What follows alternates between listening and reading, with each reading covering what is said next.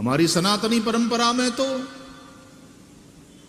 सुबह उठते ही धरती पर पांव रखने से पहले मां धरती से क्षमा मांगी जाती। समुद्र वसने देवी पर्वत स्तन मंडले विष्णु पत्नी नमस्तुभ्यम पादस्पर्शं क्षमस्व में। मां धरती से क्षमा मांगते हुए हम दिन की शुरुआत करते हैं। धरती मां है, उस पर हम जूते पहनकर खब खब खब खब चलते हैं दिन भर। मां को कष्ट होता है, लात मारने का भाव नहीं है, लेकिन मां को पद प्रहार तो होता ही है। अरे चलते हुए हमारा पांव भी किसी को छू जाए तो भी हम यूं क्षमा मांग लेते हैं, सॉरी। हमारे सनातन हिंदू धर्म में बच्चे यदि पढ़ाई करते हुए घर पर होमवर्क कर रहे हैं और यदि उसने पुस्तक फेंकी, या तो भागते हुए अनजाने में भी उसका पांव पुस्तक पर किताब पर पड़ गया, तो मां तुरंत कहती है क्षमा मांगो, सरस्वती नाराज हो जाएगी। तुम्हें पढ़ना है, अच्छा इंसान बनना है, तो मां सरस्वती की कृपा आवश्यक है, बेटा क्षमा मांग लो। माताएं यदि बच्चों ने कोई गलती करी, किसी को कुछ कह दिया, अविवेक किया, किसी को मारा, तो तुरंत मां समझाती है, सॉरी बोलो, सॉरी बोलो। अच्छे बच्चे हो ना, ऐसा नहीं करते बेटा। ये क्षमा मांगना बचपन से ही हमको सिखाया गया, हमारे धर्म के द्वारा, हमारे माता पिता के द्वारा, हमारे गुरुजनों के द्वारा।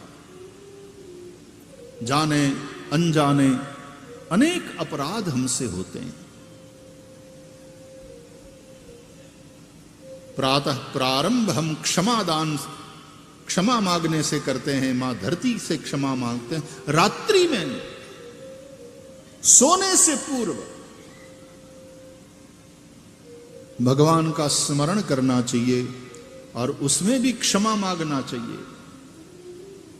महादेव से हम कहते हैं, कर चरण कृतम वा कायजम कर्मजम वा श्रवण नयनजम वा मानसम वा अपराधम विहितम विहितम वा सर्वमेतत् क्षमस्व।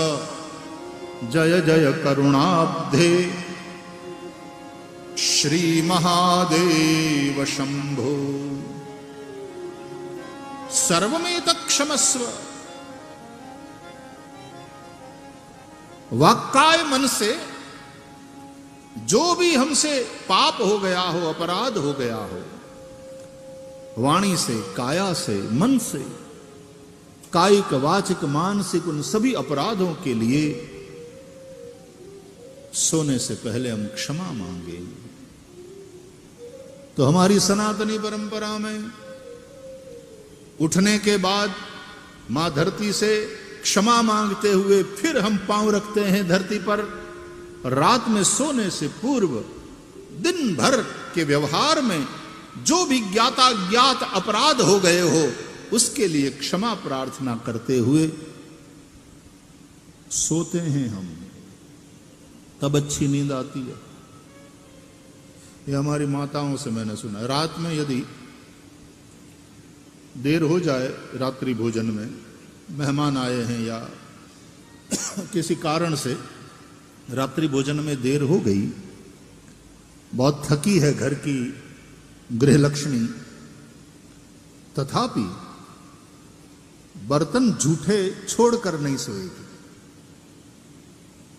पहले बर्तन साफ कर। झूठे बर्तन छोड़कर यदि सोया गया, कहते हैं वहां दरिद्रता आती है। इन सारी मान्यताओं के पीछे जो विज्ञान है, इसका जो भाव है बड़ा अद्भुत है। जूठे बर्तन यूं ही पड़े रहे सिंक में, रसोई में, और हम थके हुए सो जाए कि अब सुबह में साफ करेंगे, गलत। 10-15 मिनट और ही सही बर्तन साफ करो, फिर शयन करो। यदि बर्तन साफ करके सोना चाहिए, नहीं तो दरिद्रता आती है, तो मन को भी साफ करके सोना चाहिए भाई, नहीं तो जीवन में अशांति आती है। हो सके तो उसी दिन जिससे झगड़ा हुआ है, चाहे परिवार में आपस में झगड़ा हो गया, उसी दिन माफी मांगकर तुरंत कचरा साफ करो। तो जैन परंपरा की संवत्सरी में इस प्रकार से आज का विशेष दिन मिच्छामि दुक्कडम कहा जाता है। इसका मनोविज्ञान बड़ा अद्भुत है। तो दिल साफ रखो, माफ करो, माफी मांगो, माफी दो। निरहंकार होकर माफी मांगो, उदार होकर के क्षमादान कर दो। ये हमारे क्षमा हमारे धर्म का एक अंग है। तो गणेश चतुर्थी है,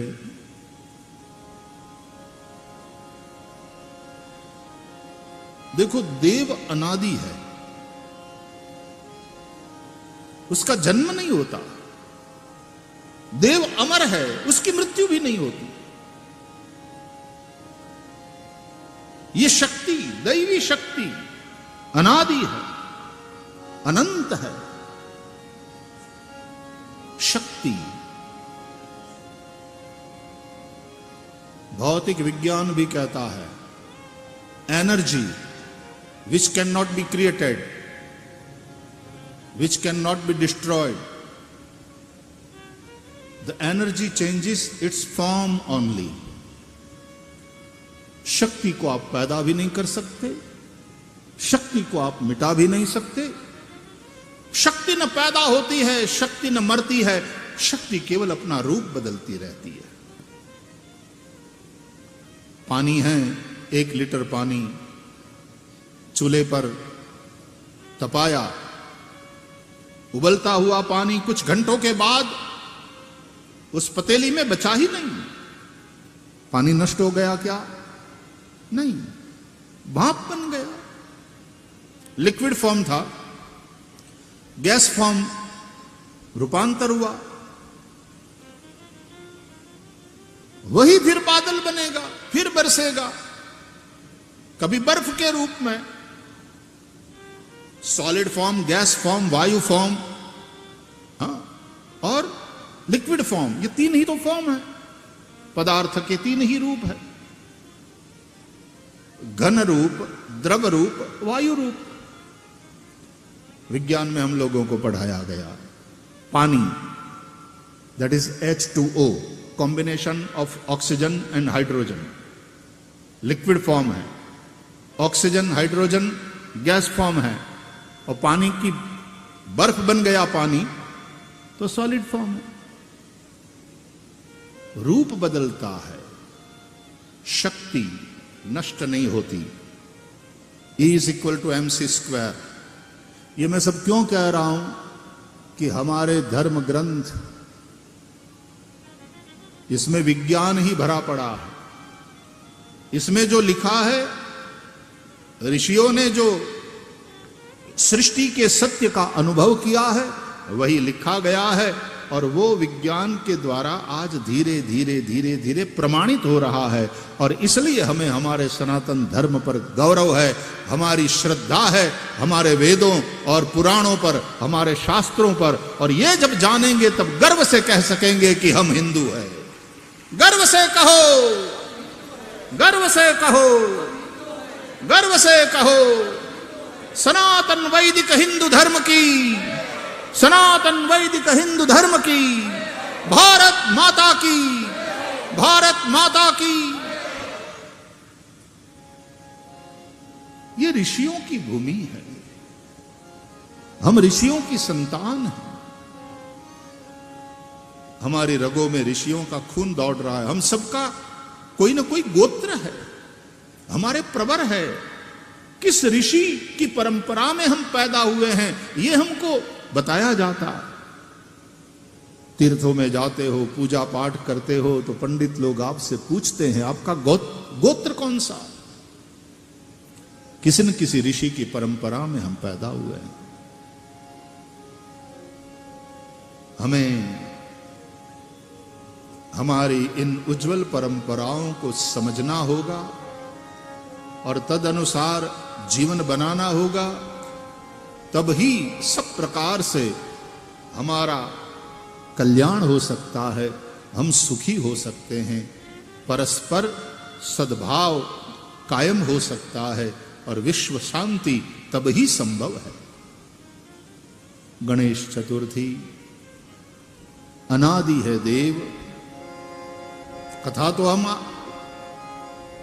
सुनते हैं कि शिव पार्वती का विवाह हुआ तो शिव पार्वती से गणेश जी उनके पुत्र के रूप में प्रकट हुए। षडानन कार्तिकेय भी उनके पुत्र है।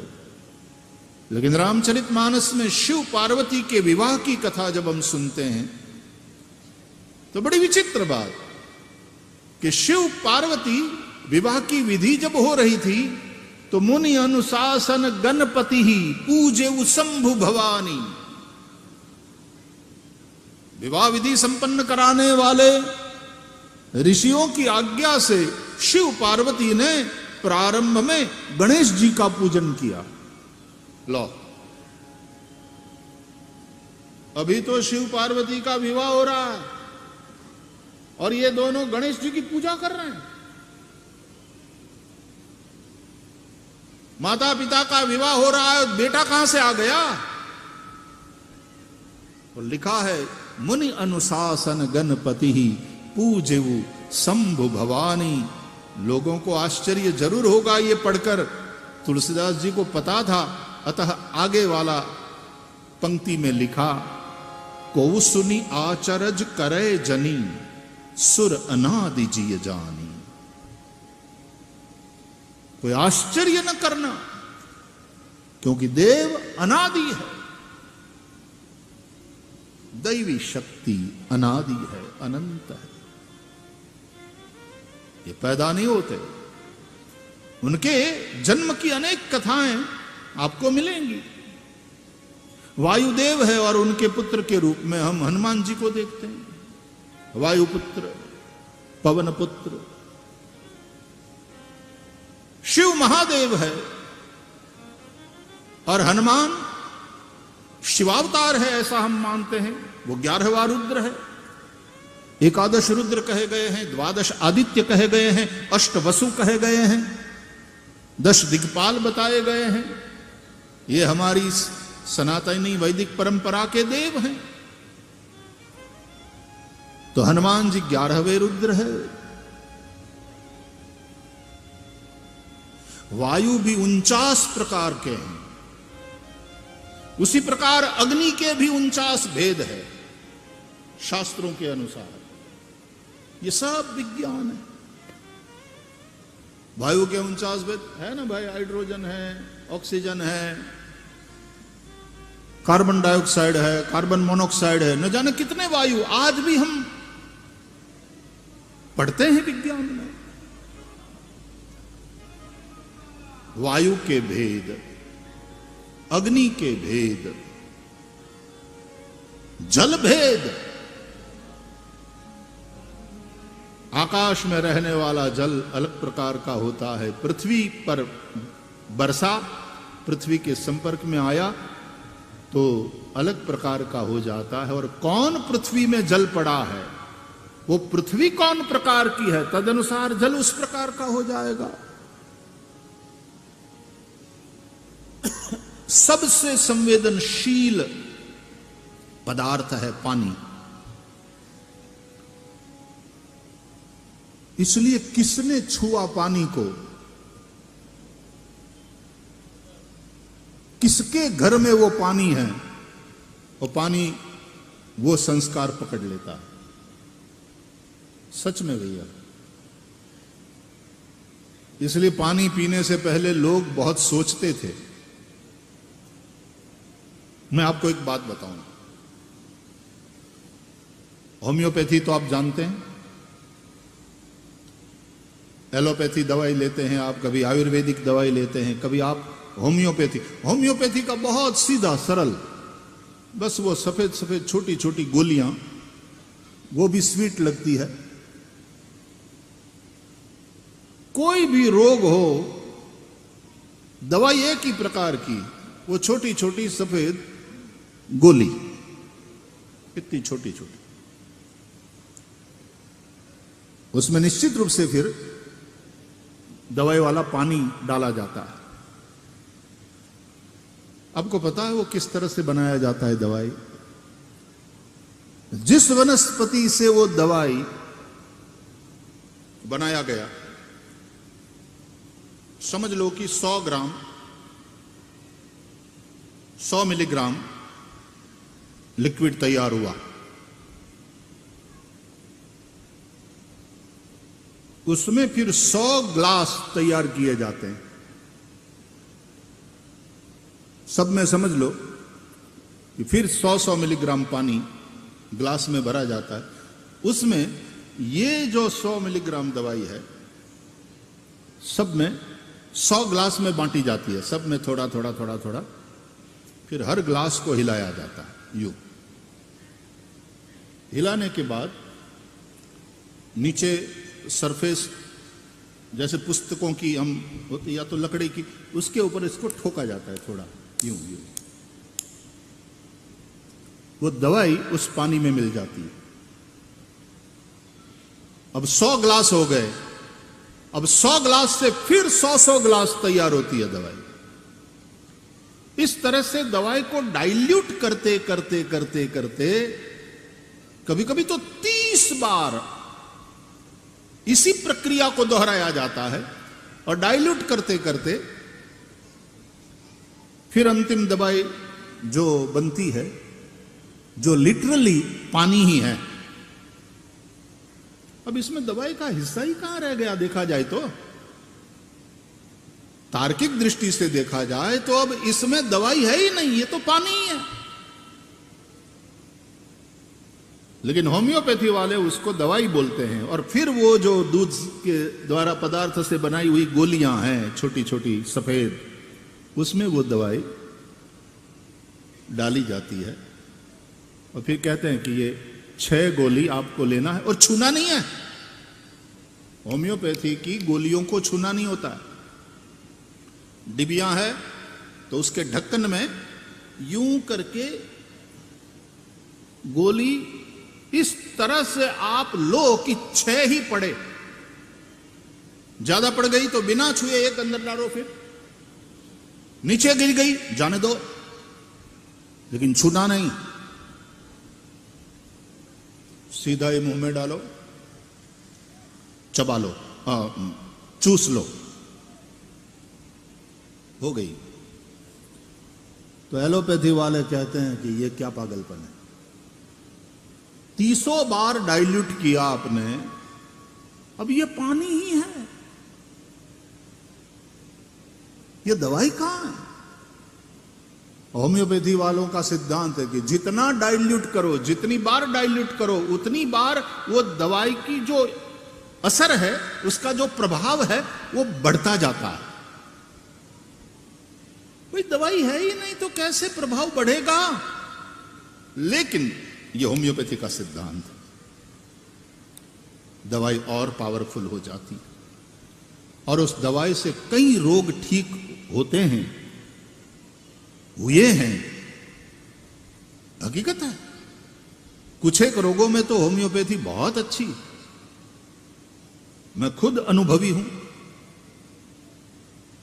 कुछ एक रोगों में होम्योपैथी की दवाई बहुत अच्छी, लेकिन एलोपैथी की अपनी जो महत्ता है वो बिल्कुल कम नहीं होती।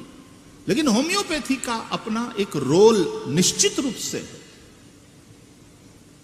तो प्रश्न यही उठता है कि वहां दवाई रही ही कहां।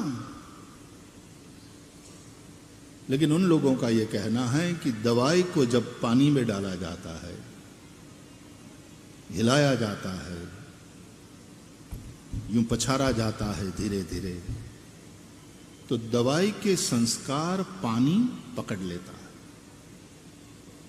क्योंकि पानी बहुत सेंसिटिव पदार्थ है।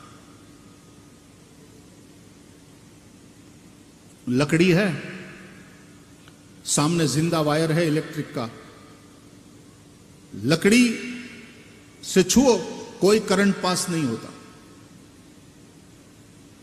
लेकिन आप यदि स्विमिंग पूल में नहा रहे हैं, आप यदि टब में नहा रहे हैं और वहां किसी तरह से वो जिंदा वायर बिजली का, वो तार यदि उस पानी में छू भी लिया तो पूरा पानी इतना पकड़ेगा करंट, मौत भी हो सकती है। पानी सबसे ज्यादा सेंसिटिव पदार्थ है।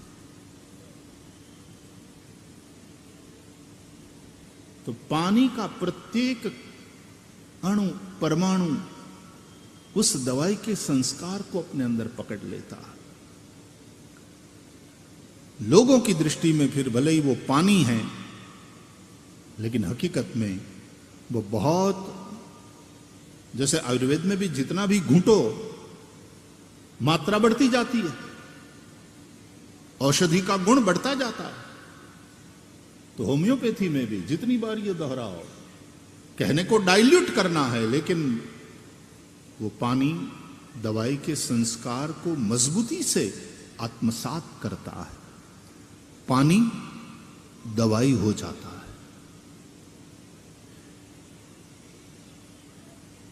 यदि इस तरह से होम्योपैथी की दवाई बनती है, तो आप किस घर का पानी पी रहे हो, किस घर का वो पानी मिलाकर बना हुआ अन्न खाते हो, आपके विचार वैसे बनेंगे। क्यों? क्योंकि आपका मन भी पानी की तरह है। ये विज्ञान समझो हमारे सनातन वैदिक परंपरा का, पानी, मन, चंद्रमा, रक्त, शरीर में बहने वाला खून, इन सब में संबंध है। इसलिए हमारे सनातन वैदिक धर्म में चंद्रमा को मन का देवता माना गया। चंद्रमा मनसो जातः चक्षोः सूर्यो अजायत श्रोत्राद्वायुश्च प्राणश्च मुखादग्निरजायत। चंद्रमा मनसो जातः, चंद्रमा देव है मन के, शिव देव है अहंकार के, ब्रह्मा देव बताए गए हैं बुद्धि के। अहंकार शिव, बुद्धि अज, मन शशि चित्त महान, मनुज रूप सचराचर, रूप राम भगवान। मन बुद्धि चित्त अहंकार अंतःकरण चतुष्टय बताए गए। भैया समझो, भागवत में भी ये वेदांत सिखाया गया है कि तुम्हारा एक भौतिक शरीर है जो दिखाई दे रहा है, जिसको बनाए रखने के लिए अन्न जल की आवश्यकता होती है,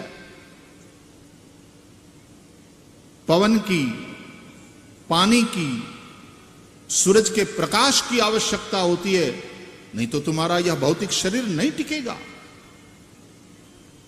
लेकिन आप केवल यह भौतिक शरीर मात्र नहीं है, you are much more than that. You are not only this physical gross body, you have your emotions, you have your own thought process. तुम्हारे पास तुम्हारे विचार है, तुम्हारे पास तुम्हारी भावनाएं हैं, तुम्हारे पास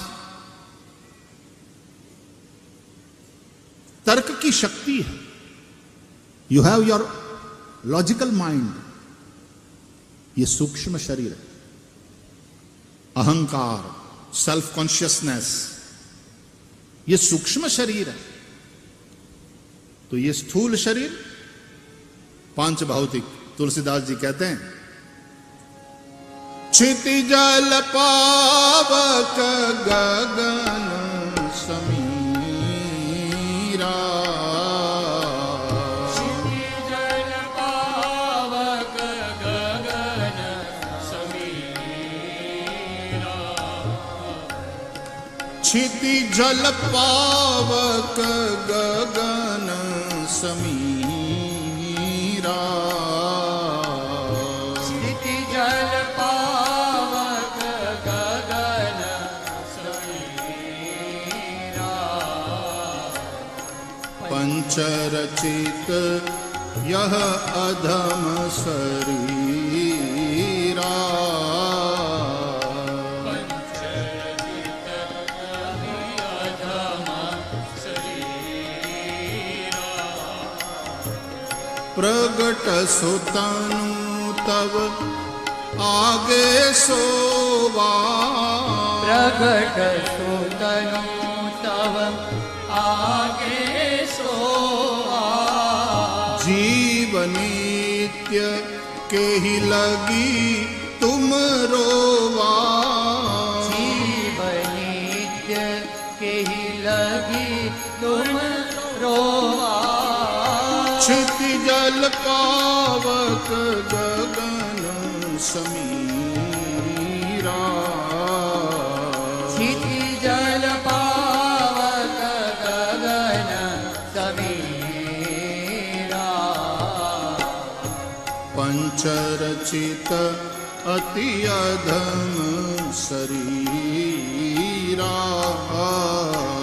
पंचरचित अति अधम शरीरा, आकाश वायु जल तेज और पृथ्वी इन पांच महाभूतों से बना हुआ यह पांच भौतिक शरीर ये स्थूल शरीर है। मन बुद्धि चित्त अहंकार अंतःकरण चतुष्टय हमारा सूक्ष्म शरीर है। और एक तीसरा शरीर है जिसको कहते हैं कारण शरीर। क्यों आए हो पता है दुनिया में? और आए हो तो इतने सालों से क्यों बने हुए हो पृथ्वी पर, पता है? बोले वो जो कारण शरीर है वासना, उस वासना के चलते। और वासना है अज्ञान के चलते। जब तक वासना है शरीर बना रहेगा। वासना के चलते ही जीव को संसार में आना पड़ता है।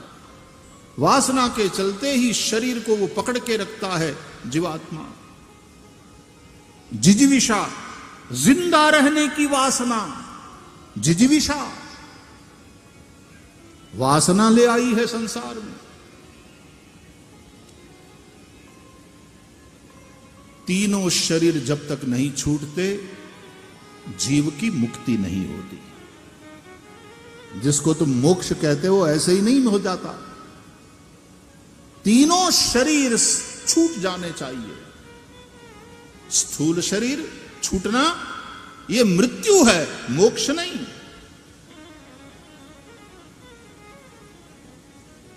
क्योंकि स्थूल शरीर छूट गया मृत्यु के बाद, परंतु सूक्ष्म शरीर और कारण शरीर तो बना रहता। वही वासना उसको दूसरे जन्म में ले जाती है, दूसरे शरीर में ले जाती है। और जहां भी वो चेतना जाती है दूसरे शरीर में, वो सूक्ष्म शरीर के संस्कार ले जाती है।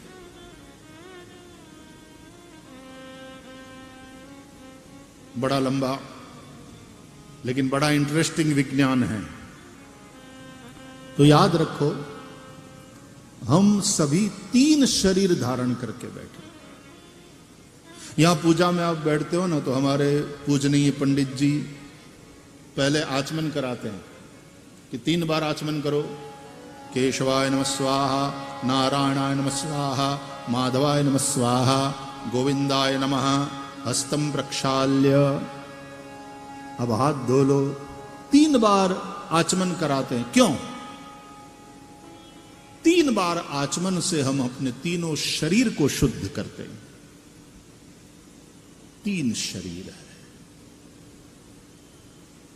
शरीर का अधिकांश हिस्सा जल से बना है। 70% जल है। फिर से मैं वही बात आपको स्मरण दिलाऊं, जल सबसे सेंसेटिव पदार्थ है, सबसे संवेदनशील पदार्थ है। और आपका यह स्थूल शरीर 70% जल से बना, और उस जल से संबंधित सूक्ष्म शरीर वाला जो मन है वो भी सेंसेटिव है। उस मन का अत्यंत महत्व है। शास्त्रों ने बताया, सुख दुख हर्ष शोक मान अपमान, इन सारे भावों का अनुभव करने वाला मन ही है। और ये मन ही है तुम्हारा जो तुम्हें बांधकर जन्म मृत्यु के चक्कर में भी भटकाता रहता है। और ये मन ही है तुम्हारा जो तुम्हारी मुक्ति का भी कारण बन सकता है। मन एव मनुष्याणाम कारणम बंध मोक्षयोः। मन ही कारण है। इसलिए उस गीत में हम गाते हैं, मन ही देवता मन ही ईश्वर, मन सबका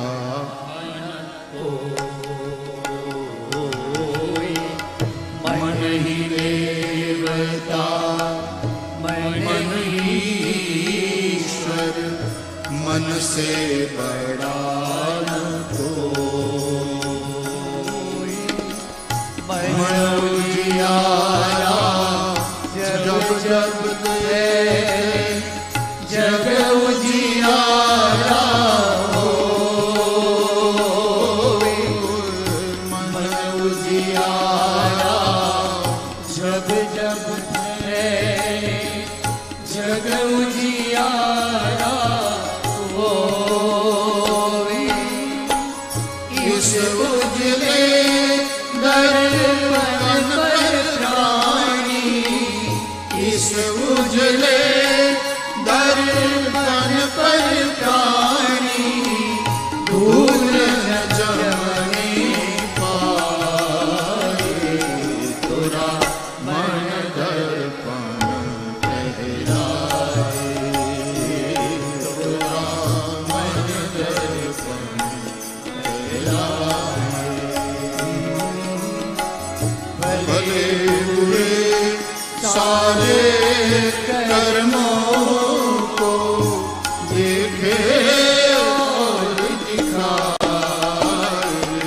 तुरा मन दर्पण कहलाए, तुरा मन दर्पण, तुरा